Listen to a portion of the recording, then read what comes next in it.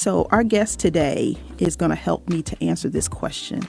Can we really turn back the hands of time? So we are a youth obsessed culture, right? So everything is focused upon looking younger, feeling younger, acting younger, recapturing those glory days. We're bombarded with all of these messages, right? In the pursuit of reclaiming this youth. So it's in our commercials, right? So all of your anti-aging creams that, you're going to put this cream on your face and then all of a sudden you're going to be, look like you did when you were 16 again. You can dress more youthfully and, procedures to get rid of wrinkles and all of that. And, there's it's not just the surface aesthetics of it, right? Because we know that there's definitely a thing called ageism. And so, when you look older, act older, sometimes that can have some negative blowback to you, particularly professionally. And so, we talk about approaching, for example, age 30. I don't know why we picked 30, but age 30 was just like most people dread turning 30, like it's the end of the world or whatever. And so, but the flip side of that is that dying young isn't cute either, right? Nobody wants that. At least, I'm going to speak for myself. I don't.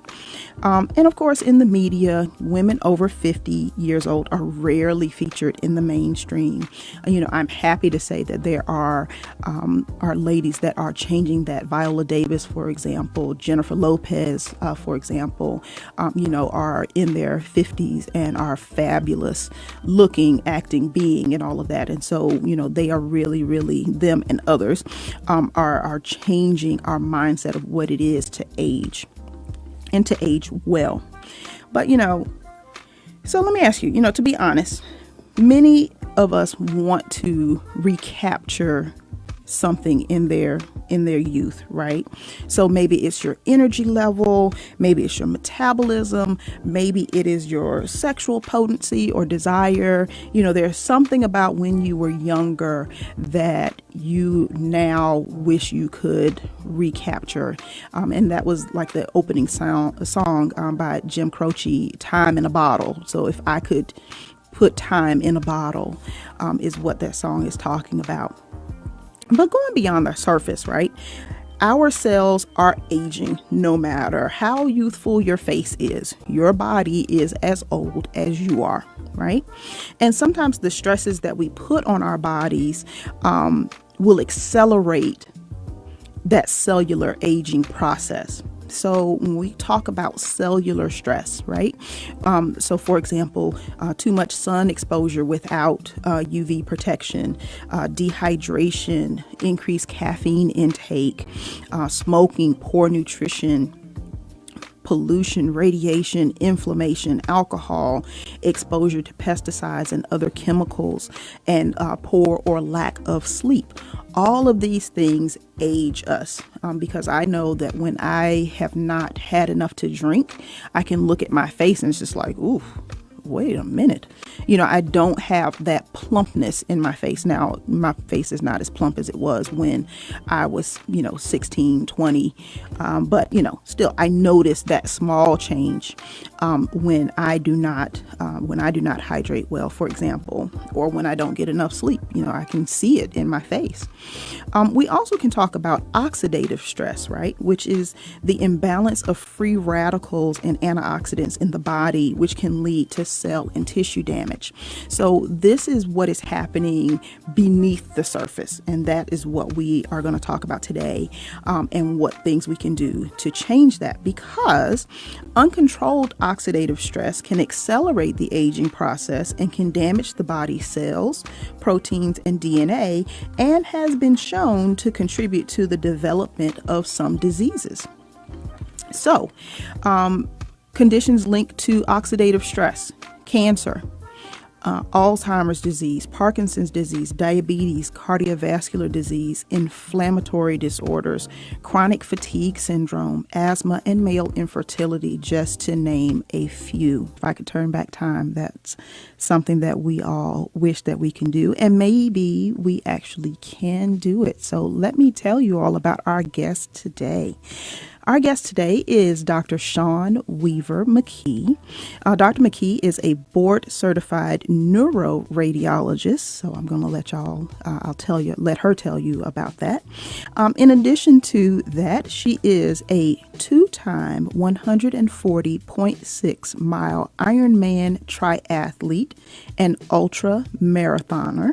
So let me tell you, I run half marathons, and so for people to do triathlons, so that's a marathon and you're biking a distance and you're swimming a distance, that's like top shelf right there. That's top level.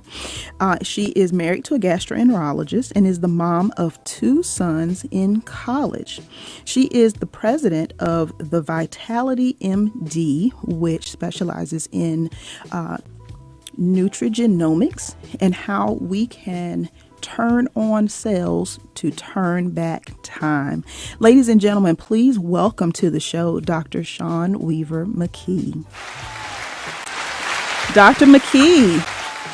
Hello, Karina. Hello. How are you? I am fabulous. What an amazing introduction. Thank you so much. You are very welcome. I love your preview of the problem that we're all facing. Thank you very, very much. So let's get into this. Well, first of all, tell us what a neuroradiologist is and does. All right. I am the subspecialization doctor that you never want to need my services, because that means you have something going on with your brain or your spine. I read MRIs primarily of the brain and spine, and so, I can tell you why you have a headache, possibly. I can tell you why you have a ringing in your ear or why your eyes are bulging or whatever, but I really haven't ever been able to fix it.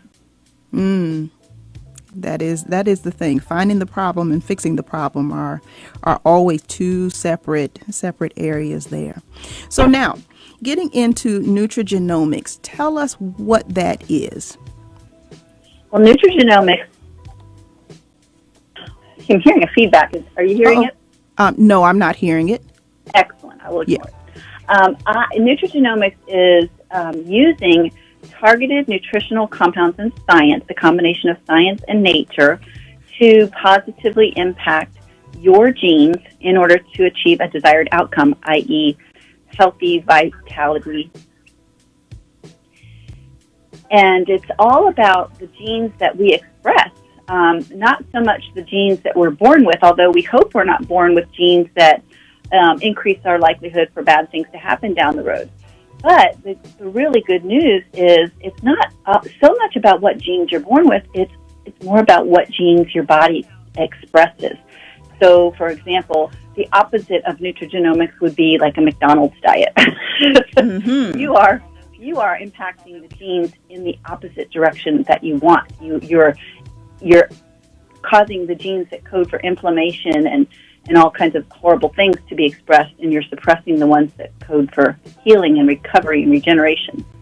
So we can do all of that just by what we put into our body. Absolutely. Every single thing you put into your mouth is a message for your genes. Think about that. I like that.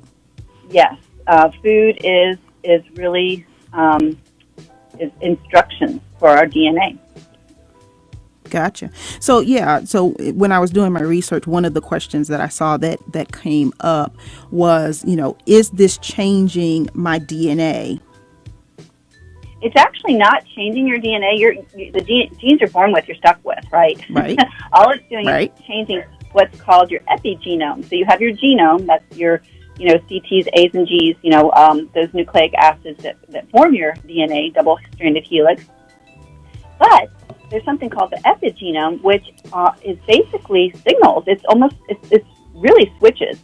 If you think about the end result of, say, let's just say a thyroid putting out a hormone, right? Mm-hmm. That is the end result. That's a big job, right? But it starts with this tiny little signal that tells the DNA to produce a compound.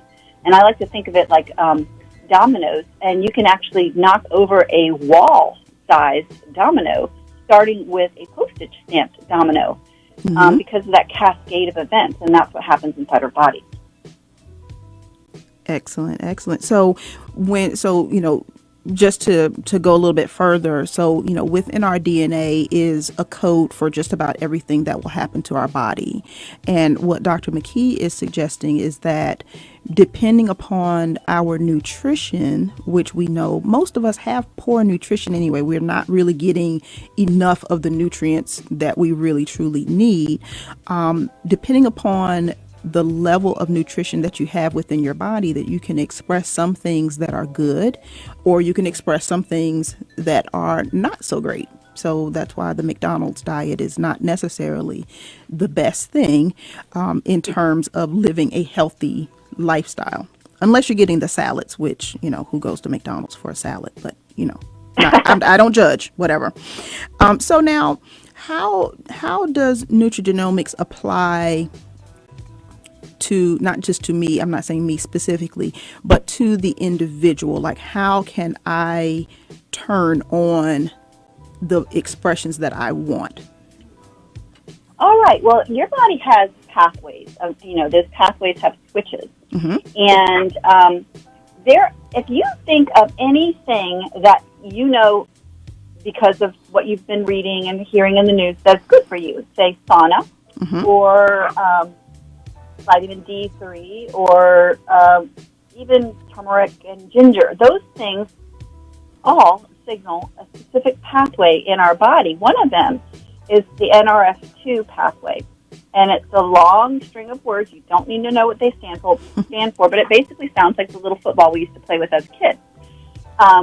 So the NRF2 pathway has been called the master regulator of the body's cytoprotective response, which means cellular protection. Mm-hmm. It's been called the most extraordinary therapeutic and preventive breakthrough in the history of medicine because when it's turned on, your body produces several hundred proteins that are known to reduce inflammation, and it also turns off those proteins that are known to produce inflammation. So you've got anti-inflammatory proteins being produced. You've got antioxidant. You've heard of antioxidants, right? Vitamin C. That's right. Yeah. We have proteins and peptides in our body that are millions of times more effective than vitamin C. You eat a blueberry, you're going to get 9,000 what they call ORAC, and that's oxidant reduction in something capacity. It's 9,000. Whereas your own molecule of, say, something called superoxide dismutase, or SOD, neutralizes 1 million every second for days, and then it's replaced with another molecule. So do you want the one and done team, which is blueberries, which you definitely need to eat blueberries. They have all kinds of other compounds, and they help make up your tissues. You are what you eat. But you also want your own good guys, those molecules and enzymes that your body used to make when you were young in overabundance. You want those ramped up back to the level that it was, or that they were when you were a child. Unfortunately, as we get older, it's like we have a dimmer switch that just gets turned down and down and down with each passing year. And especially, you notice that at the decade mark, you mentioned over 30. Yes, that's the reason that people notice that is because that switch has just hit that critical mass where you're like, oh my gosh, I need to rest after, doing something that you used to be able to do all day. Right. Yeah, I noticed that even in my own self, and that's one of the things that, when and I think a lot of people are this way, when we want to just say, oh, this is just the effect of aging. I'm just getting old. And in many ways, some of us have resigned ourselves to that, and some of us are fighting the good fight still, right? But, it is not necessarily just that, right? It is all of what we are doing, but it is really, really challenging because, as you mentioned, like with the blueberries. So when once upon a time, I was looking at the FDA recommended daily allowances of what I needed for fiber and, antioxidants. And basically I would spend my whole day eating. because Exactly. that was the way that I could get in like the recommended amount, like fiber, for example. You have to eat an incredible amount of roughage in order to have the amount of fiber that you really, really, truly need. And it's You're like, so right. I have to work. I want to go outside. I want to do some other things besides sit here and, and eat broccoli all day long. Not that Right. broccoli is great, You're not a but professional eater. right. But you almost have to be in order to eat a healthy, in order to eat healthy. And that becomes, it can make you crazy almost because you're trying to pursue this. And I will also add, it's not cheap to eat healthy. Eating healthy is a very, very expensive proposition, right? Because, when you are looking at, I will eat this hamburger from McDonald's that may cost $1 versus a $5 salad. And, when you're weighing your budget and, and all of this, sometimes, a lot of the times, that dollar hamburger is going to win out over that $5 salad because you need to allocate those other $4 to something else.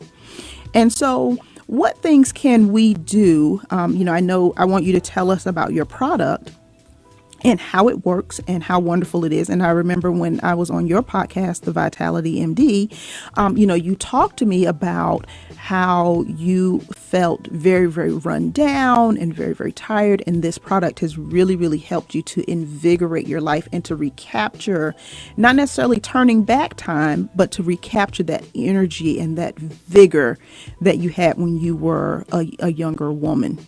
Tell me a little bit more about that. Yes. Well, wow, you really encapsulated it. So what you said about, you would have to eat all day. It's because nutrition works, and it becomes us. But its ability to put out, say, the fires of what you mentioned earlier, oxidative stress. Think about it. It's rusting. Mm-hmm. That is oxidation. What do we breathe? We breathe oxygen every day. Every breath comes in. And that causes that free radical damage or oxidation or oxidative stress because the oxygen, it has an unpaired electron on it, and that causes that I don't want to get too sciencey. Yeah, but that becomes that free radical, right? Yeah, it causes a cascade of reactions that ultimately lead to our internal rusting. Or think of it when you cut an apple, right? Mm-hmm. That apple, as soon as you cut it, that inside flesh is so fresh and moist and bright color white. And then as the air interacts with the flesh of the apple, it turns brown. Well, it didn't turn brown when the skin was covering it because the skin was protecting it from the oxygen. Right. So you'd have to eat 8 pounds of broccoli sprouts to do what you can do with just swallowing a blend of herbs in 3 seconds. Okay, so 8 pounds of broccoli sprouts is probably not possible. That's an all-day job. I'm GI telling you. distress, right? Right.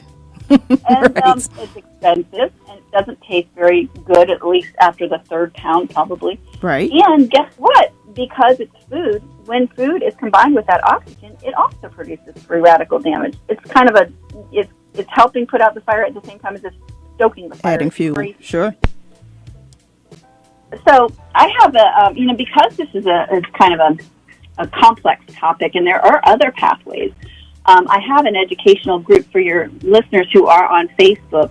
I'll give you the link to the group that's direct, if you like, and people can go in there and learn. Hold on one second, and I'm going to put it right on. I'm going to go to my Facebook page right now, and I am ready for the link. Okay, and I make it a tiny URL because it's just shorter.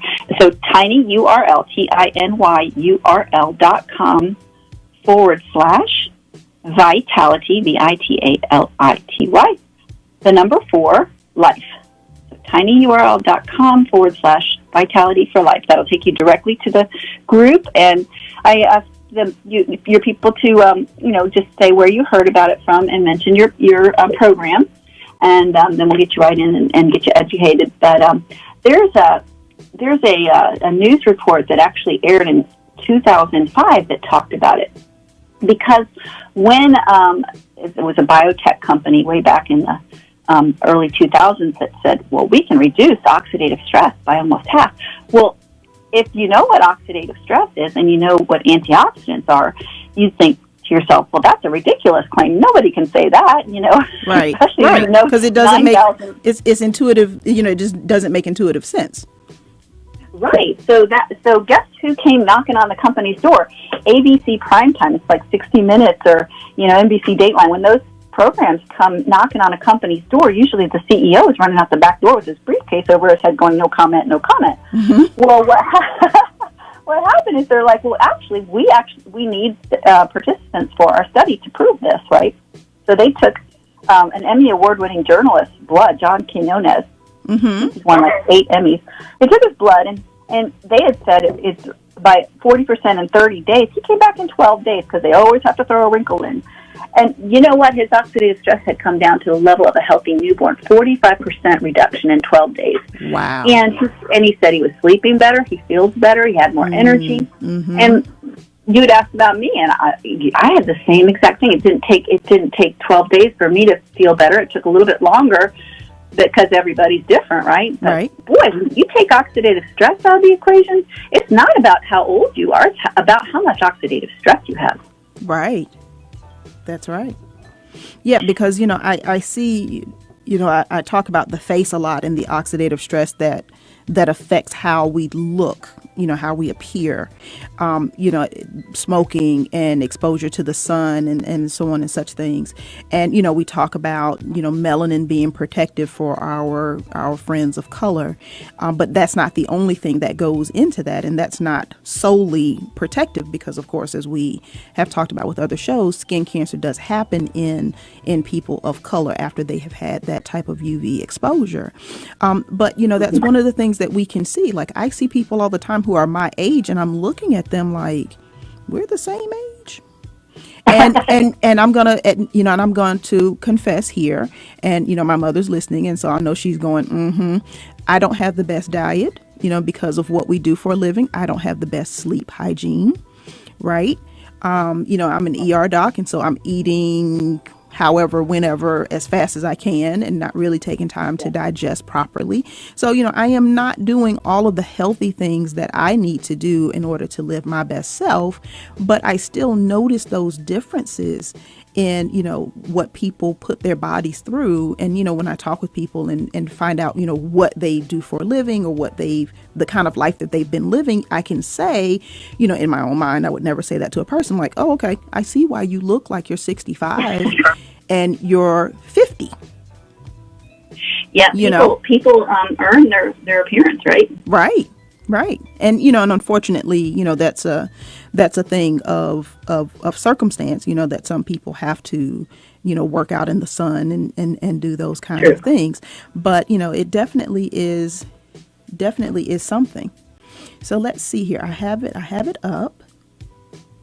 So Vitality for Life Facebook group. So that is on the Medical Minutes with Dr. Carissa page for those who want to join and check that out and learn more about how you can decrease your oxidative stress and feel better and be better. I don't think that this is just something that's esoteric, because, we talked about the wrinkles and that kind of thing. And after a while, that just becomes very, very superficial. But the reason why I wanted you to come onto the show is because this goes deeper than fixing wrinkles.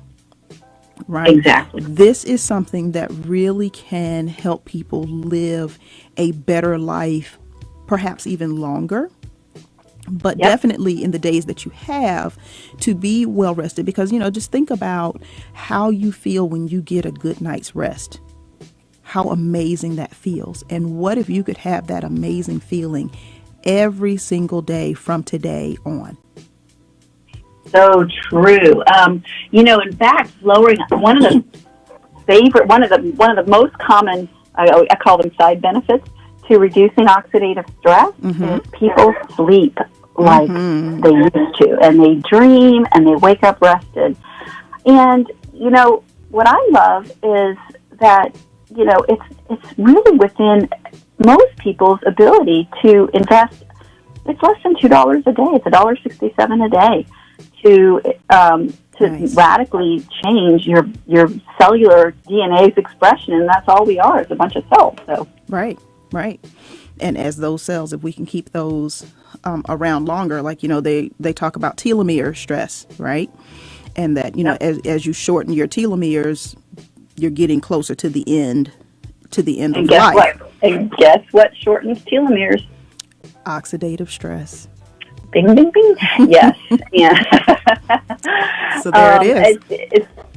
I was going to say it's so exciting and invigorating to know that you can address so many problems. Those wrinkles, that gray hair, the lack of sleep, the lack of energy, brain fog, all with just addressing the one root cause of it all. Mm-hmm. And it's just unbelievable to me that I didn't find out about it until, my doctor told me about it 9 years ago.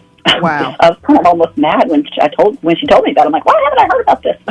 Well, and that was one of the things, because when I did my research for this show, there was a lot of initially it seems like there was a lot of opinion within the medical community that this was fluff.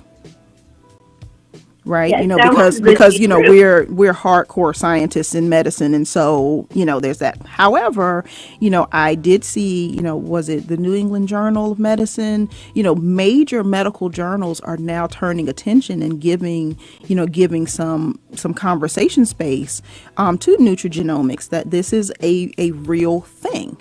And I think that is encouraging, when we in the medical community, when the scientific part of our community, can embrace something new and present that out. I think that it's really, really a good thing, because, of course, we all want all people that we come into contact with to live their best lives and be their best selves. And so, it really is being taken seriously, by major medical journals. And that was very encouraging to see that, it was in places like, like the Lancet and New England Journal of Medicine, just to name a couple hard-hitting medical journals. So, so this is definitely not, this is not fluff science. This is a real thing that people are really giving time and money into investigating. And I think that is wonderful. So now, in the last few minutes of our segment, Dr. McKee, anything else that you would like to share with us?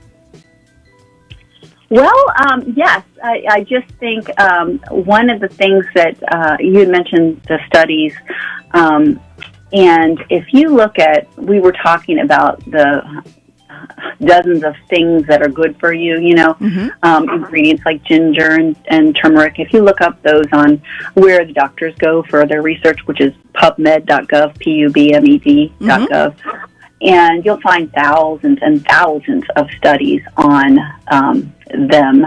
And what I love is that this blend that John Quinones was, trying out and really trying to debunk, that news report actually sparked a flurry of research in independent medical schools and universities. And to date, there are 31 that have been published. 28 are on PubMed. And one of them was done by the National Institute on Aging, which is part of the NIH. They've been trying to find inexpensive and non-invasive ways to extend healthy lifespan. They study mice because humans live too long to study that. Right. But they found that nothing that they tested that wasn't a drug ever was able to make that claim, that it extended healthy lifespan in mice in the three, they do it in 3 different locations to make sure that it's real and true. Right. But this did. And they even underdosed it for the first 10 months of the mice's life. So I feel confident that my health span is going to be longer than it would have been if I wasn't doing this. Right. And I just love that I can share it with the people that I care about and help them as well. Exactly, because we want us all to live well. Well, Dr. McKee, thank you so much for taking your time to be a part of our show today. You are now a part of the Medical Minutes with Dr. Carissa family, and anytime you would like to come back and share with us, you are more than welcome to do that. Ladies and gentlemen, Dr. Shawn Weaver McKee, thank you so much. Thank you, Dr. Carissa. We just had a very powerful and really informative session with Dr. Shawn Weaver McKee, the Vitality MD, talking about how we can use a supplement to decrease our oxidative stress, which will prolong our cellular life and make us feel better. And so I'm going to tell you all, I am going to get this supplement myself and start taking it. And I'm going to report back to you all how I feel from time to time, and just let you know, because as I've told you all before, I believe very, very much so in transparency. I want to practice what I preach, and if I recommend a product, it is because I have used it myself, and can report it from a firsthand perspective. Right. So in everything, prevention is the key. Right? Because we talked about the reasons or the ways that we cause oxidative stress. Now, oxidation is a natural process. And so, that is something that we cannot really control in its totality, right? But there are things that we can do. And, that is one of the undercurrents of this show, is empowering people about their lives, about their bodies, about their health, so that they can live better and be better. That is what my goal is in presenting information to you all week after week. And I hope that you all are taking what you need and going with it. So prevention is the key. And you've heard me say before that, we can pay attention to prevention, or we can pay attention to disease. But one way or the other, one of those things is going to capture your attention.